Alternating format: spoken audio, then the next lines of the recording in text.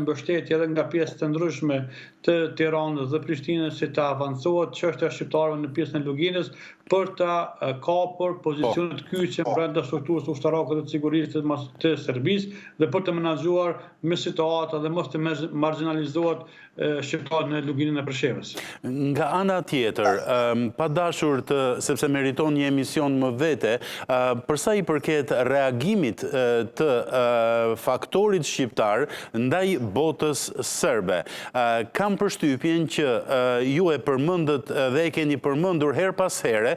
faktin që Shqipëria po forcohet ushtarakisht, Shqipëria po forcohet në dimensionin e sigurisë, e përmendët edhe ardhjen e luftanijes britanike dhe takimin e rëndësishëm që u zhvillua në bordin e saj në Porto Romano, por edhe faktin e ndihmës së Shteteve të Bashkuara të Amerikës ndaj Kosovës. Është raporti i kyç strategjik i hapësirave shqiptare me Shtetet e Bashkuara të Amerikës antidoti i botës serbe për ju? Padyshim se po. Pra, konceptualisht do duhet të kuptojmë bloku i udhëhequr nga pjesa e Tiranës zyrtare në aspektin ushtarak është një blok i cili është si kundërpërgjigje e politikës së botës serbe. Prandaj po mbështetet politika aktuale e Ministrisë së Mbrojtjes së Shtetit Shqiptar, pikërisht që të pozicionohen ushtria e Shqipërisë si një çelës kyç i